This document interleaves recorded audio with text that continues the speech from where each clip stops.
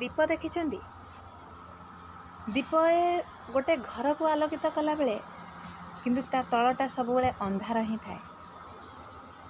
ठीक सेमिति घरर गोटे बड़ पुआ से दीप परी से सबुबले समस्तंकर भविष्यत कथा चिंता करुए, सबुबले समस्तंकर भल मंद कथा चिंता करुए, किंतु केतबेले जे से निजे जली जली निज जीवन अंधार हो जाए निजे जानी न थाए। सबुबले भावुए मो भाई पाठ पढ़िबो चाकरी करिबो, मो भौणी की पाठ पढ़े मनीष करी ताकू बाहागर करी, बापा माँकर देह मुंड ताकू देखिबो, निज स्त्री रो सुख शांति ताकू देखिबो, तो पिला छुआ को केमिति मनीष करिबो से कथा भाबुथिबो, किंतु निज कथा से सबुबेले पई भूली जाइए।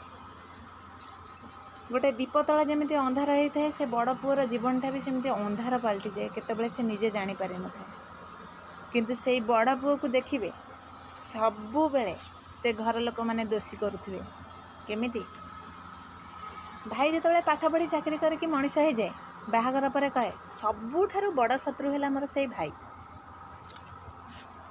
भौणी बाहागर पर जदि भौणीर ठीक ठाक किसी फुलफिल कर न पारला, भाई ता पाखरे पैसा कम पड़गला और भौणी की काटरू किसी शुणा पड़ला, भौणी भी सबुजाक दोष दे थे से बड़ भाई को।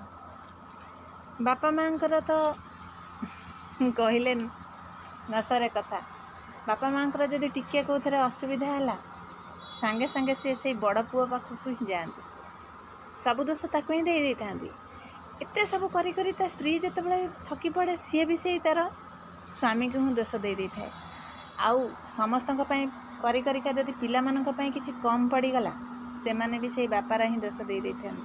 भाविले बड़ पुओटी सुख शांति पाइला केतबेले